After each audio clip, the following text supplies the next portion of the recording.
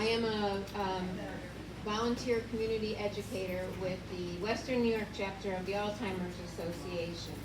So I am a retired nurse in New Jersey. I know nothing about this area. And I worked in oncology, but the vast amount of my time was spent with older adults. And does anybody know what a PACE program is?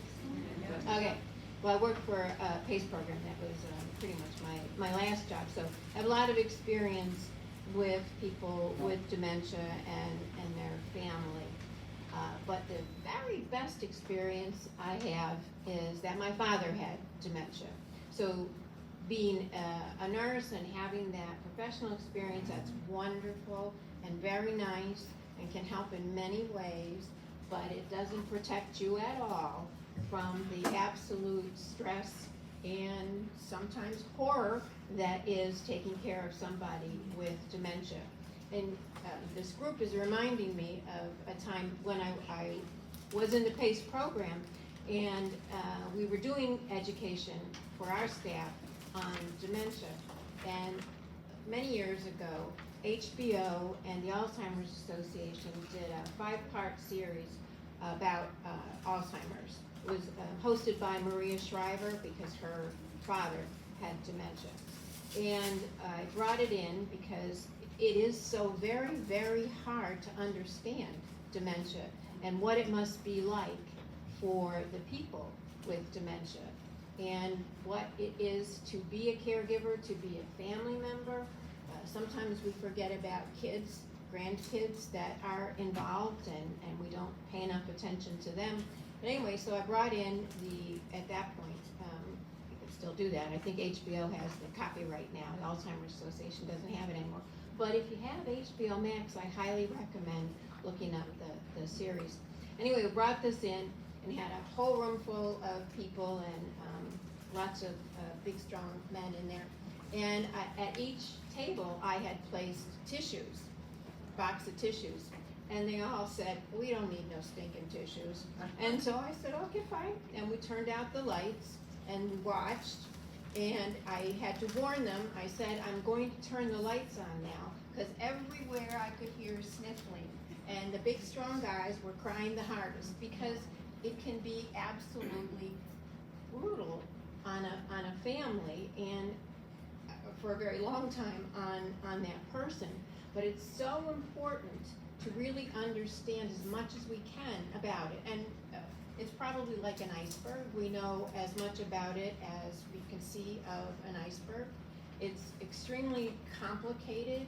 Every person with dementia is going to be a little bit different, and they're going to respond in different ways, and they're going to go through all of the stages in different ways. But to understand that it is a disease of the brain is the most important thing you can do, is to really understand, because it is hard. The person looks exactly the same, but they're not. They're not. And we're going to talk about the brain and why this is so encompassing, because of everything that the brain does for us. So a couple of things I want to say is that the Alzheimer's Association has a lot of resources, and it's in your handout. One of the things that they do is they have a 24/7 helpline, so you can call up at any time, 365 days a year, and there's somebody there with a good amount of experience that can help you with a problem you may be having. But another thing they do is something called a care consultation, and everything we do is free of charge. Care consultation included is free of charge. So if anybody has any special issue going on with someone, you can call the chapter.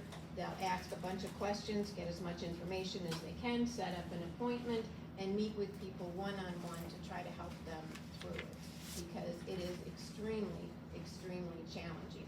Now, it's good to know that that's slow. We are supposed to be here for an hour. If you have to leave before we're done, I will not be offended. I do tend to talk a lot, so we may stretch out a little past that, but we will do our very best here. Okay. Okay, can you still hear me? Because I know I walked away from you. Okay, So this is part of a 5-part series called The Empowered Caregiver, and we're going to be talking about communicating effectively. We came up with this about a year and a half ago, this 5-part series, because it just is so very, very important. Dementia, any kind of dementia, whether it's Alzheimer's, frontotemporal, Lewy body, cardiovascular, it doesn't matter. They are all terminal. There is no cure for any type of dementia at this point in time. There are some medications specifically for Alzheimer's dementia that can help to slow it down, but there is absolutely no cure at this moment in time. Caregiving is overwhelming. I say this till the day I die, probably. It was the hardest thing I ever had to do in my life was to be a caregiver for my father. It's 24/7. It's absolutely 24/7. Sleep is not so much sleep. It's just closing your eyes and going off for a little while because you're constantly on guard, looking to make sure everything is okay. One of the things I say though is that there are some things to get into your head as much as you can. One is to steal from Elsa in Frozen, and that is let it go. It's very important to let go of so many of your expectations. So many of the things have to be right. One of the things when I was first in nursing school was that you had to reorient everybody.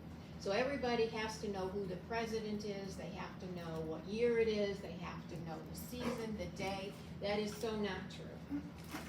We go to their reality. You don't bring them to yours. You try to bring them to yours, you're going to have a fight on your hands. Their reality is as real to them as yours is to you. So that's very important to understand about that. Once you can start to do that, to let it go and to be in their world, it gets easier and more enjoyable. And as I said, it was the hardest thing I ever had to do, but we had lots of fun at times. We had a very good time. I got to know more about my father than I probably would have otherwise. We had a phenomenal relationship going forward. So, but it's damn hard. It's darn hard. So, never been taped before. So, so these are the 5 sections. Building the foundation of caregiving, supporting independence, which is coming up. What we're doing today, responding to dementia-related behaviors and exploring care and support services. Because we want caregivers, all kinds of caregivers, to be as armed as humanly possible. So we're going to talk about how dementia affects communication and what communication is. Person-centered approach can absolutely help with communication. We're going to talk about what that means. Strategies to help you communicate well with a person with dementia. And so we're going to be talking about overall strategies, and then you're going to take your person-centered information and apply that to the overall strategies. We're going to identify ways to improve communication with family, friends, and healthcare professionals. There are over 8 million people right now estimated in the United States with some form of dementia or another. 80% of those are receiving care in the home from personal caregivers, family, and friends. People need to know as much as possible, and when you're going through this, you can also help to educate people about it, because it's something that used to be hidden. People didn't talk about it. But we need to, because it's, I don't think it's easy to find anybody who has not somehow been affected by dementia at this point in time. So we need everybody to be a whole lot more comfortable with it so that they're able to help the people that are providing the main caregiving. So what is communication? Absolutely. It's how we tell people what our needs are, what we want, what we're thinking about, what our ideas are, what our concerns are, what our fears are. And when your world is distorted because your brain isn't processing the world correctly, there's a lot of fear that comes with that. And so those fears come out into different types of behaviors, and behavior is absolutely a form of communication. It's how we connect with each other. So not only learning how to interpret communication, but how to communicate back with somebody is very important, because that's what we want to do. We want to connect as much as possible. It's very lonely for people with dementia. As the disease progresses, most people cut themselves off from social situations because it's hard for them. They don't remember names. They don't remember the conversation. They get lost in the middle of a conversation. People are always saying to them, "Don't you remember I just told you that?" They do not remember that you just told them that. That's why they are asking again. They don't like to be in that situation, so they start to avoid other people. They start to avoid going out. They start to avoid their social activities, so they become very isolated. And so they're very lonely, and loneliness also brings out some behaviors in people. So we want to be able to connect as much as possible with people with dementia. So we're going to do a little knowledge check. So which of the following are ways that we communicate with people?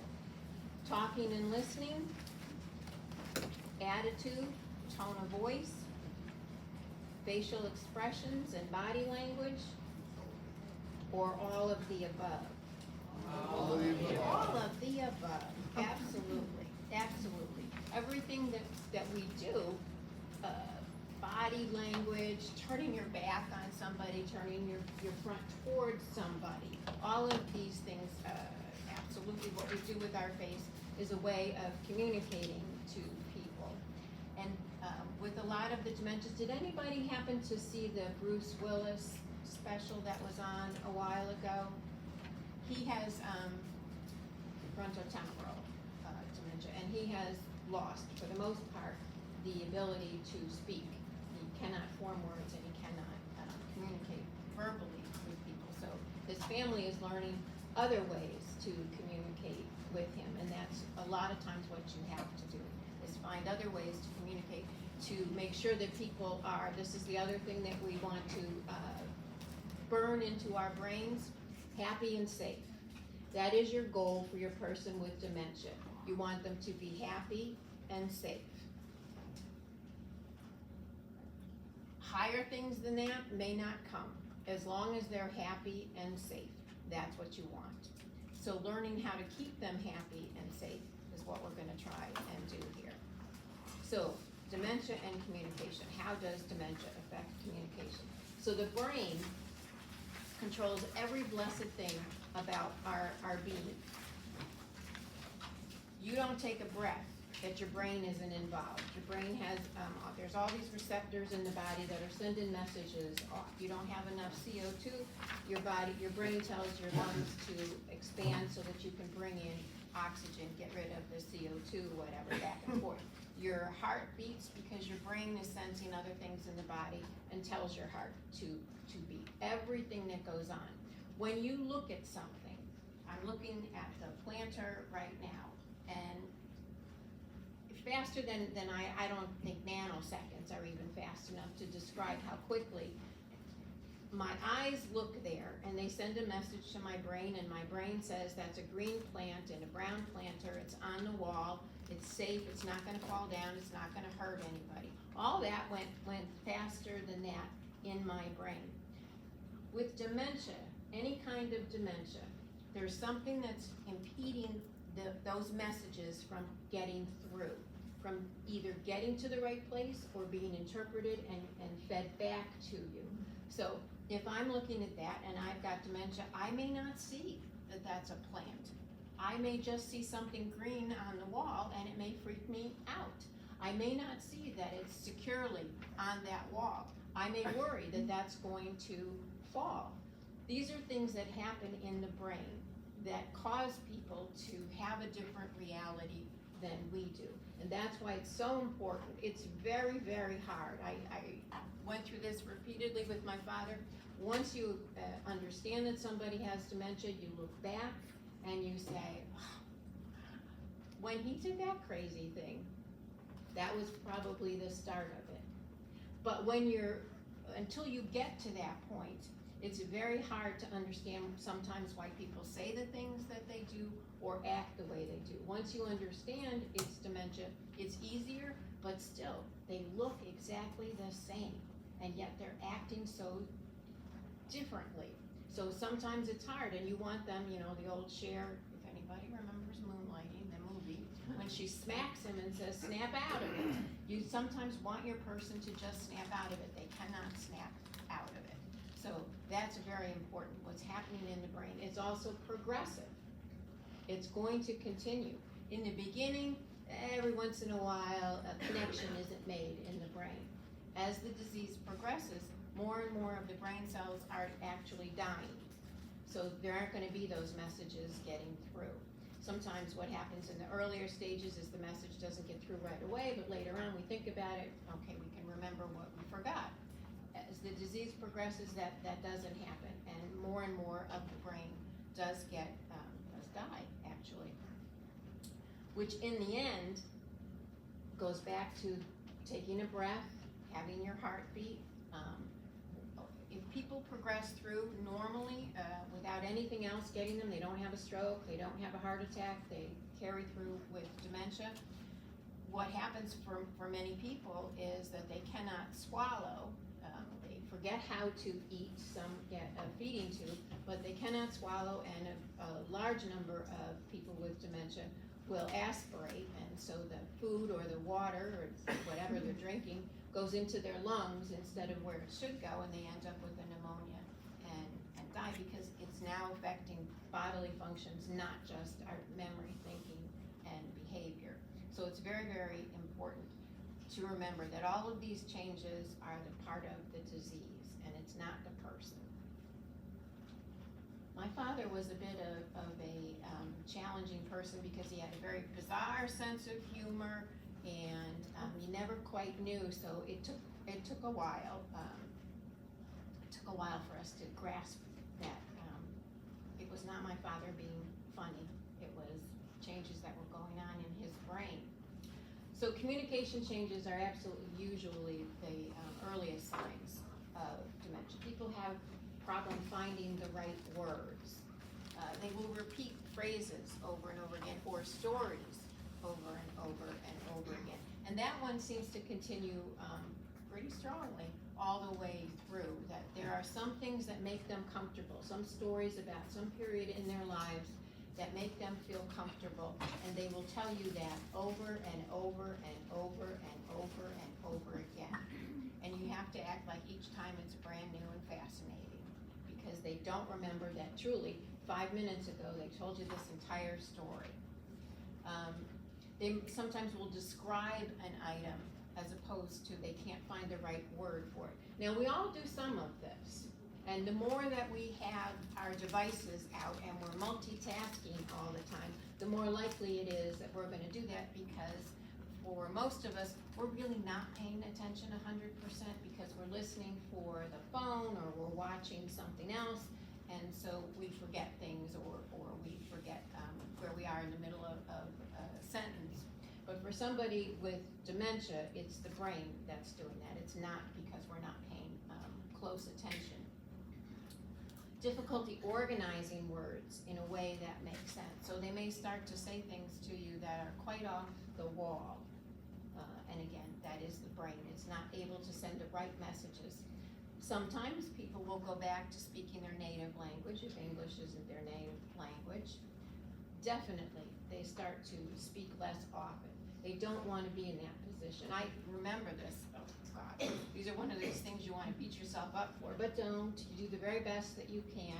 But I can remember so many times saying to my father, "I just told you that. Don't you remember?" You know, and you really have to work so hard to get that out of your vocabulary.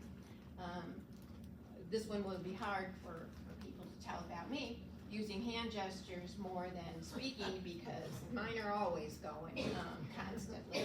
So, but if somebody was not before and now they are, so they may start pointing to things because they can't remember the words to tell you what it is they're looking at or what it is they're concerned about.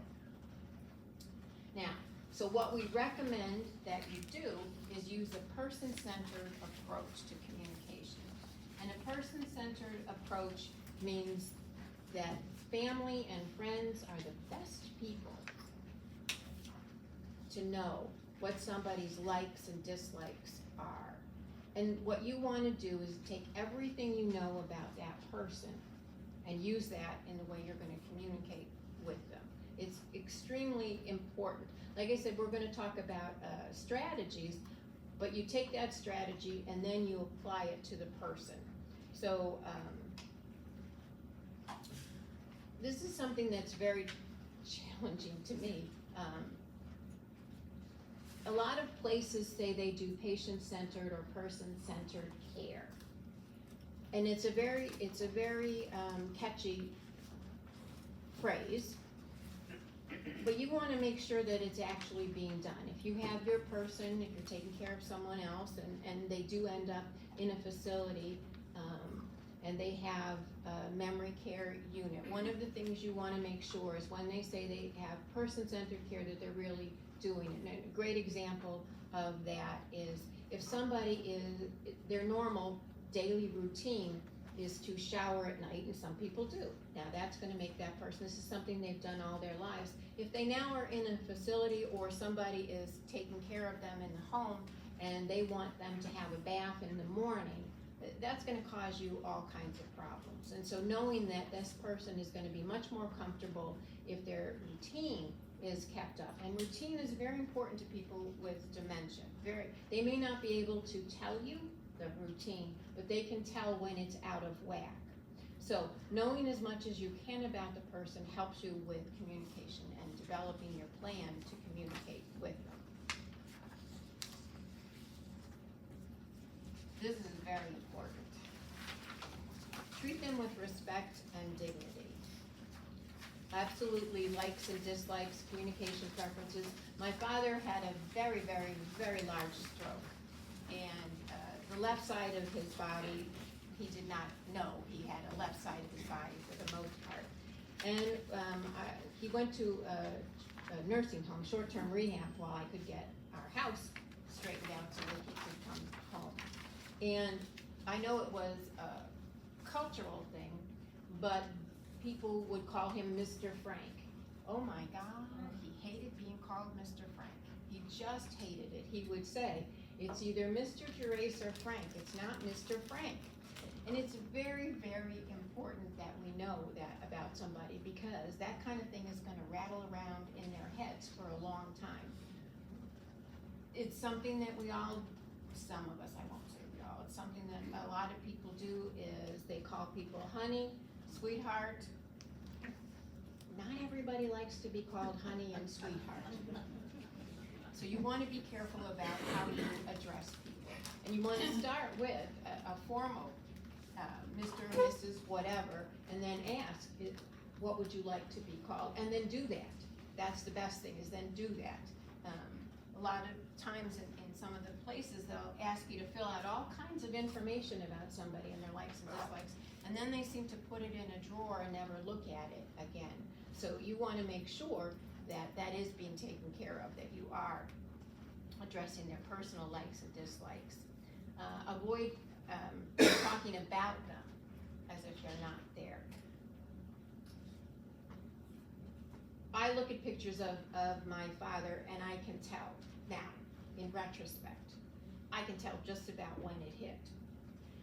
And when you look, if you do see that series I was telling you about, you can see on people's faces, now that was my father, but I can tell on these faces of these people in the documentary, you can see there's a blankness that comes over people with dementia. They are pretty much not there. But every once in a while, man, they show up. And you are not going to know when that is, that they're going to show up. So if you're talking about them and not to them and they show up, they're going to get a little ticked off because they're a little insulted about that. That is another one of the joys of dementia, is it every once in a while, man, they do pop right back in. Correcting them. My cousin's husband has dementia. My cousin was an engineer, and apparently being right is very important to engineers, very important. And she cannot let go of being right all the time, so she's constantly correcting him. And I don't know how you could miss how annoyed he gets at being corrected. Again, safe and happy. These are the two things you want. You don't need to be right all the time. You need to let that go, because that is going to get in the way of you having good communication with somebody when you're constantly correcting them, because quite honestly, they ain't gonna wanna talk to you anymore. If everything I say, you're gonna tell me I'm wrong, or you're gonna correct me, or tell me the right way, then we are not gonna be talking very much. So you wanna have as much of a conversation as you can. Validate feelings. People are very confused because their world is confusing. So they may get very tense, they may get fearful. You want to acknowledge that. Even if there's nothing for them to be afraid of, and you can tell that they're concerned or worried, that's what you want to say. I know you're worried about that, but we're going to work on that together. Whatever it is that they're worried about, you're just going to reinforce with them that you're there, and your job is to keep them safe and happy, and you're going to do everything that you can to make them safe and happy, even if what they're worried about is not real in our world. Include the person living with dementia in your conversations. Absolutely. Talk directly to them. Speak slowly and clearly. And I find this myself, it's a really good thing with my cousin's husband, is I have to slow down. And I have to use shorter sentences, because remember back to English class and compound sentences? That's another thing you gotta let go of, compound sentences. Because people get lost in that. If there are too many ands and too many commas, they're completely lost as to what you were saying. So when I go over there, I find I have to shorten what I'm saying, wait for a response, and then go on to the next thing. So you want to speak slowly and clearly, and you want to give them time to process what you're saying and to see if they did process it correctly, or if you need to do something else to help them understand. Use a calm tone of voice, acknowledge what they say to you. You don't want to just, oh, no, that's crazy, that's not what we're doing, don't worry about it. Don't kind of blow them off, but acknowledge how they're feeling about them. Absolutely help them engage in conversations that are meaningful to them. So you get those cues from those kinds of stories that they tell over and over again. You can tell what time frame makes them feel the most comfortable. So go back to that. Reminiscence is really good for people with dementia to a point. My father and I, at one point, I bought a whole bunch of scrapbooks, photo albums, because my mother, even though I asked her forever, she never wrote on the back who these people were. I don't have a clue who those people are. So she had died, and it was just my father and I, so we would work on it. And there came a point, though, where he did not recognize himself in the pictures, and he would say to me, "Who's that man?" So up to a certain point, but taking people back down memory lane can be extremely comforting to them. So it's a very good idea to do that. Music is great. But again, find the music that they enjoy. That's very important. And you may have to listen to it over and over and over again. I knew Ella Fitzgerald's songs so well for such a long period of time. And absolutely talk to family and friends, and try to include them as much as possible. The more comfortable you can make people with dementia, the better everything is going to be for you. I'll probably be back for something, but I will tell you this anyway, and sometimes I repeat sort of. I took care of my aunt, my mother, and my father. My aunt had pancreatic cancer. My mother had an autoimmune disorder that was actually melted her eyes. She was going blind and she was going deaf, and my father had dementia. So my mother died first, then my aunt, then my father. So in the beginning, I am a nurse. I know how to do this. I can take care of everyone. I don't need any help from anybody. By the time it was just me and my father, if anybody walked by and said something, you know, off the cuff, you know, if ever I can help you, they were at my house the next day. I would take help from everybody and anybody, and I always had something for them to do. That's very important when you're a caregiver and you're looking for help. And that's what you can do, is to help other people help you, is to get them comfortable with your person with dementia. All they have to do sometimes is just come and sit with them. Maybe they're watching television. This does happen a lot, that people with dementia of a certain age do seem to like the old black and white, and quite honestly, Westerns seem to be really big with people. Gunsmoke is all over people with dementia. You just sit and you watch Gunsmoke with them for a while. It's something they're enjoying, and they've got some socialization. So just make people comfortable with that. When you're talking with them, give them time to decide what they want to say. It's very easy. This is another thing I've learned to somewhat stop in myself, is finish other people's sentences. Gotta give that up too. Let them find the words. You'll know when they can't find it, and you can step in. Try not to speak for them. Give them choices, but not too many choices. Too many choices can be extremely confusing to someone. So for example, you would say to someone, do you want your bath now or in an hour?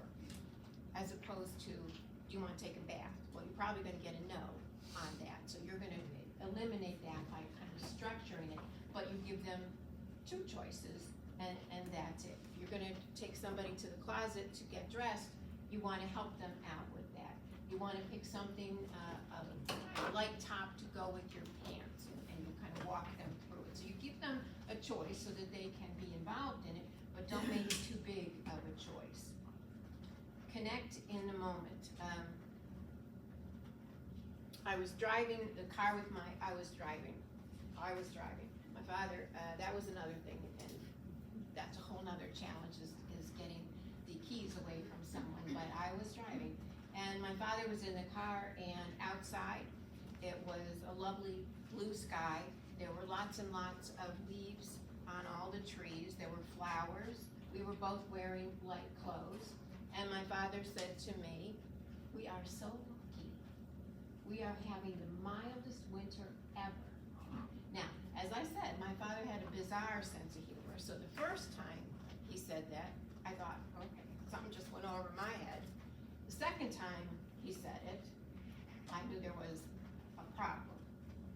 For the rest of his life, 3 seasons out of the year were golden, because he thought every single day was winter. I did not need to keep telling him, look, we're wearing shorts, it can't possibly be winter. I would say, you're right, we are so lucky. We don't have to shovel, everything is so much better when the winter is mild like this. So you connect to wherever they are. Limit distractions. This is another good thing to do just for our own well-being. Every once in a while, sit in a room and listen and watch and see what everything is going on.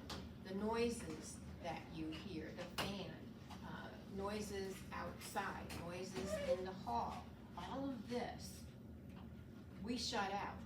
Our brain says it's something outside, you don't need to worry about it. Somebody with dementia, their brain doesn't do that.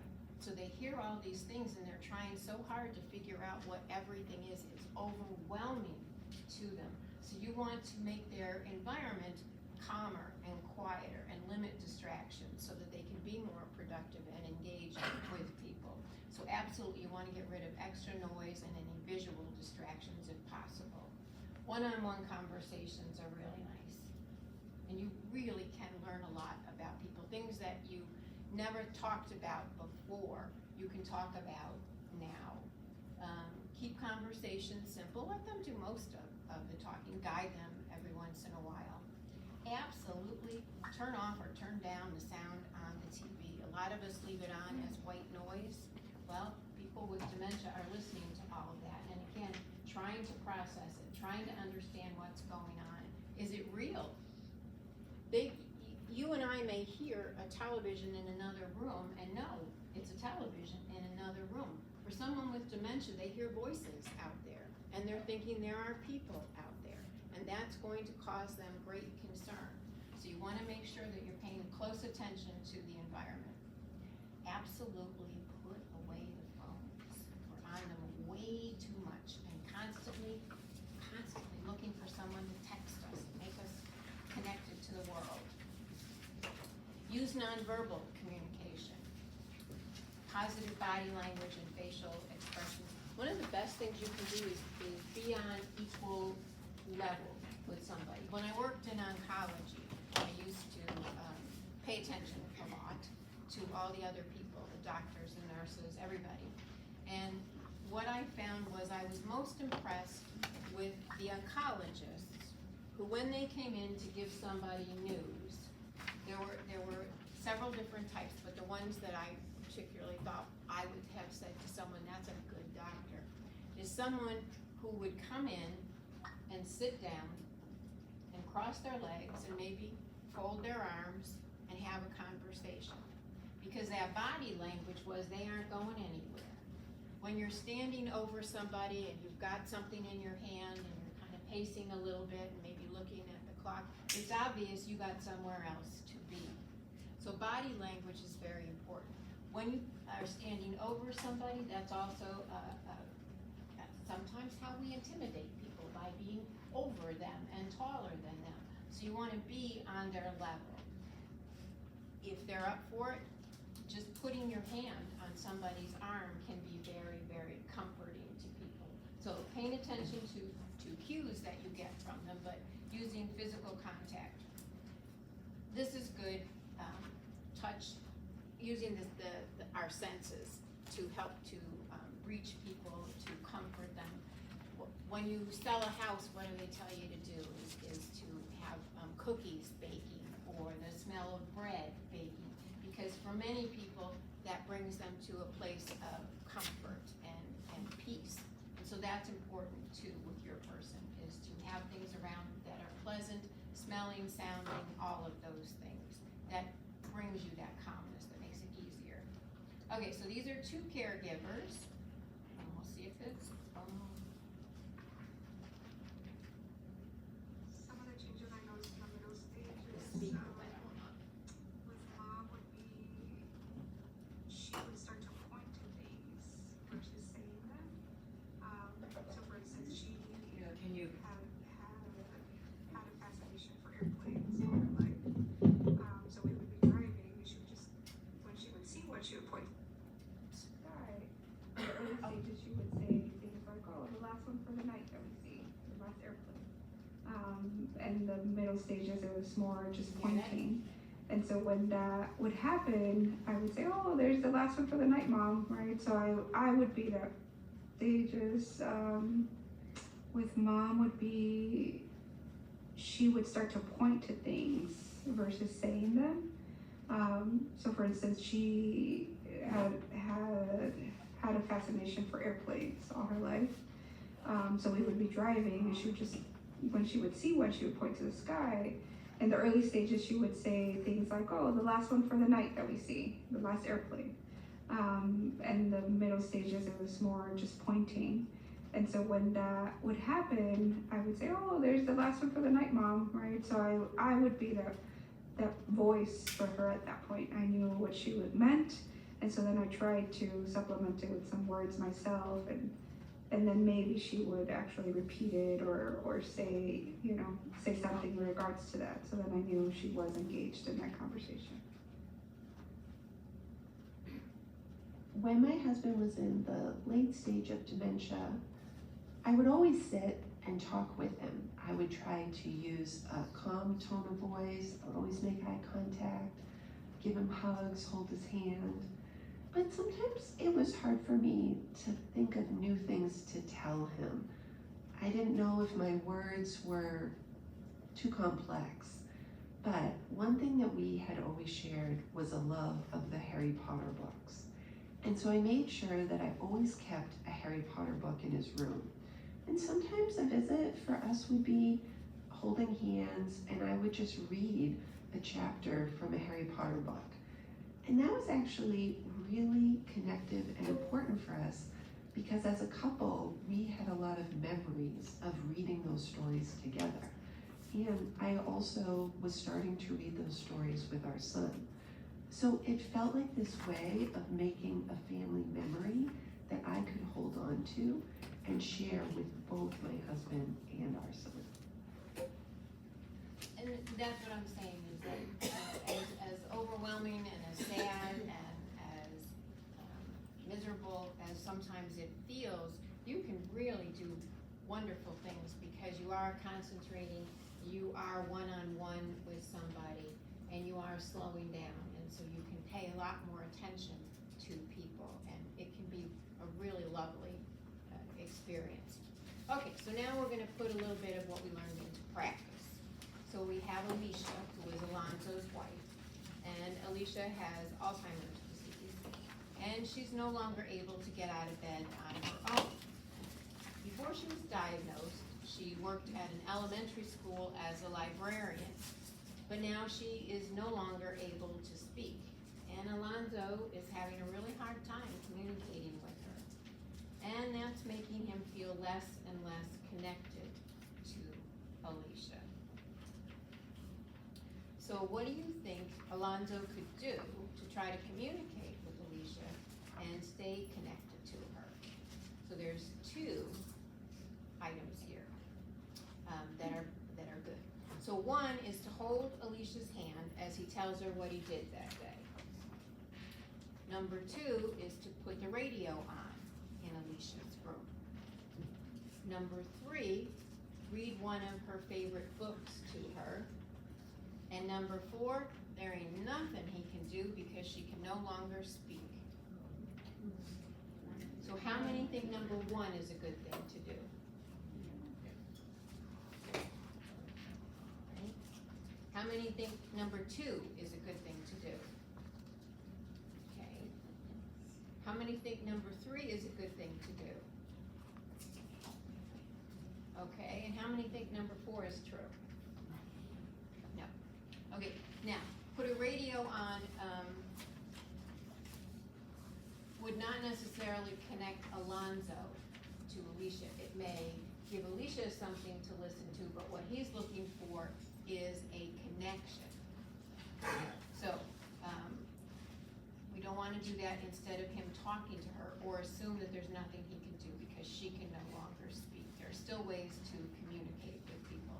And PBS had a great special on last year or the year before, and they had a lot of people with dementia, different types of dementia, and what they did was they brought them to a museum and they walked around and they saw the paintings, and then they brought them into a room and gave them paper and paint.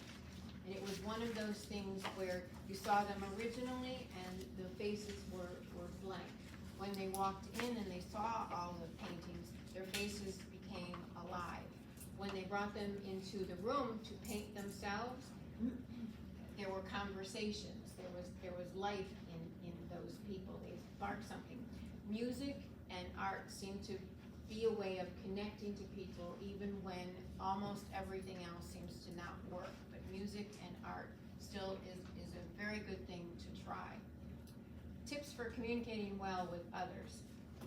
It's important to talk about your feelings, your worries, your needs, being open and honest.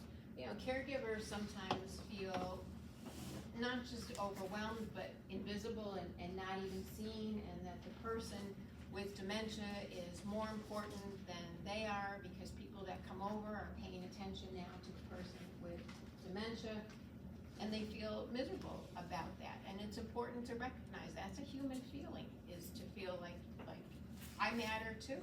I'm in this too. My life is turned upside down. This is not what we planned. This is not how it was supposed to be. So it's important to be able to say that to somebody, to get that across to people, and to be able to talk about it.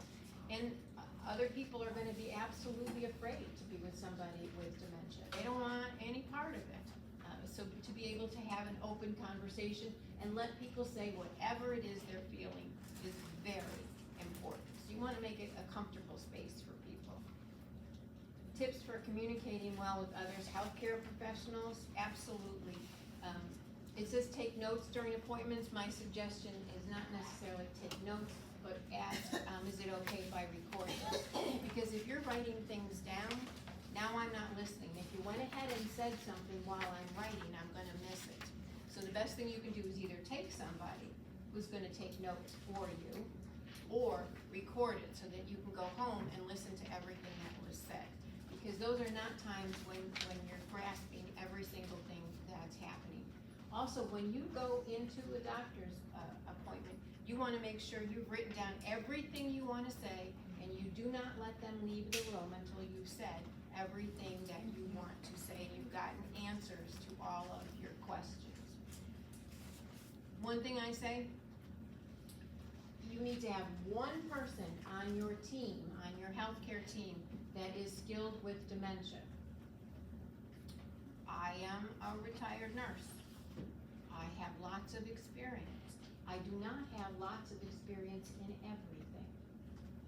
I would not even say, even though I had a lot of experience with older adults and people with dementia, and I had lots of courses and certificates, I would not call myself an expert. So I'm always cautious about anybody that tells me they're an expert in dementia. But if they're particularly experienced with it and skilled with it, if you don't have someone, it's much more difficult to get through because they don't understand all the limitations that somebody with dementia may have, and that they may tell them, this is the routine, these are the medications I want you to take, and that person says, absolutely, that's exactly what I'm gonna do. And they walk out the door and they don't even remember they were at the doctor's office. So having somebody that really understands dementia is very, very important. You want the environment to be as quiet as possible so that both you and your person with dementia can concentrate. Let's see. Okay. Yeah, it's fairly long. Very surprising. Okay, so these are the resources that are available. As I said, the 24/7 helpline. This one, alz.org/CRF, Community Resource Finder, that's real good. I will tell you, the website itself is a little challenging. They have a lot of information, but it's not always easy to get through it. They're making changes to it now, which is much needed. Community Resource Finder, you would go in, you put in your zip code, and then there's a whole selection that comes up. Maybe you want to find out about transportation. Maybe you're looking for a support group. You're looking maybe for healthcare providers who are skilled in dementia, a day center. They will find all the things in your area and let you know where they are, transportation. Then over here, these take you right to these particular categories. These are two big ones right here. You want to find out about making your environment as safe as possible for somebody. They have a lot of wonderful tips. There's a lot of new technology. You know, the Apple AirTags that people use on their luggage so that you know where it is, even though the airline does not know where your luggage is. You can use this on people. You can use this in cars if they're still driving, and many people just understand this when you're out on the road. There's a whole lot of people out there with dementia who are driving around. That's a scary thought, but they are out there. So you can put one of these AirTags in the car. You could put it, there's other devices now, they're coming up with even better ones that you can use so that you can track where somebody is.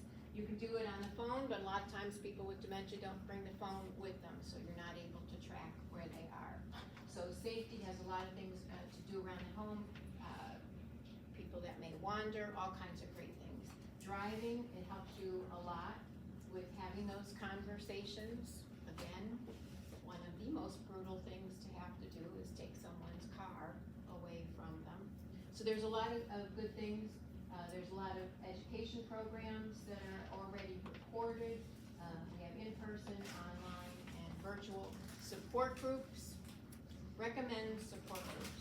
You don't have to go all the time, but it really is helpful to talk to other people who are going through what you're going through and may have ideas for you on some of the problems you come up with. I really never thought I would be a support group person. I'm a big support group person, big time. Any questions? Thank you so much, Mary Ann. Sister Terry has joined us. Excellent. Has asked if you would just take her a few minutes to listen to them. Thank you. You're very welcome. I think you all know me. I'm Sister Terry, if you haven't met me. I've been involved with the Western North Alzheimer's Association for many, many years now, and I sit on the committee for the walk in Niagara County. That is coming up on October 18th, so I have a little sign up there if you want to join our team at the Reservoir Park or join our team in the health center. So on Saturday, October 18th, we're going to be walking in Reservoir Park. We usually lead the walk, my family. And then later in the afternoon, we haven't quite figured out the time. What do we think, like around 2-ish, we're going to walk in the health center. So this is a nationally registered walk, the health center. And to my knowledge, the only religious community in the United States that has an official walk. And so I register our sisters every year, and my family sponsors them. So if you go online, you'll see that their names are mentioned. And Marguerite did it, you've done it, Barb, Chloe's done it. Jacqueline always helps me do this stuff. So we just want to encourage people to walk. And why do they do that? Because the more people that walk and sign up, the more that money stays in Niagara County, and especially here, as you know, with our sisters, that is critical, right? Samantha, for example, just last week found one of our sisters sort of roaming around on the second floor. So she immediately took the sister back, and she was looking for the hairdresser. Now, you know that happens here all the time. Sometimes our facility people find our sisters all over campus. So please, if you find our sisters, please return them in person to the health center. And if you want to walk, just let me know. You can register, or you can do that code, or I can send you the QR code. I think the second piece is, and I want to thank the Alzheimer's Association. We had a great kickoff the other night. Use the resources. I used the 800 number one time. I'll share the story. I hope I can get through it. My sister, you know, I took care of my parents, my sister. So I'm at home with my sister. I'm living with her. She's in one of these hallucinatory situations, right? She's convinced there are people in the house. I cannot get my other two sisters on the phone. That was my immediate. They could usually talk her down. In desperate sense, I was left with calling the police or the 800 number, and I called the 800 number. And I'm going to share this story it's okay, you can share it too. You can tell people, because we use it nationally. It's actually used by the national office, this story. In the middle of all this, I called the 800 number and I said, this is a desperate situation. It's first thing, make sure all the doors are locked and windows, that you can't leave the actual house. I did that. Now, where are the people? I said, the people are in the house. Where are the people in the house? I said, they're on the first floor and such. And she said, you're gonna get rid of them. So as you said, sometimes you want to be in their world, right? My friend's mom, she walked out one day and said, isn't that sky beautiful? It's polka dot. Yeah, I love polka dots. What color is it? You're a yellow dotted Swiss. Great, I love yellow dotted Swiss polka dots. With my sister, it was the opposite because of the hallucinations. She was starting to get very agitated. I was afraid she was gonna hurt herself. I was not concerned about myself or will be. So on the phone, they gave me 3 strategies. The first thing, lock the door. The second thing is yell at the people to get out of the house and take them out of the house. I'm gonna take people out of the house, these imaginary people. And how exactly would I do this? This is what you're gonna do. You're gonna go first to the garage door, open the garage door, close it, and yell at the people to get out. You can open the front door, open the door, yell, get out of the house, get out of the house as loud as you can, get out of the house. I open the door, I tell people to get out of the house, you have no right to be here, you gotta know, I'm kind of a soft-spoken Franciscan, so this was a real stretch.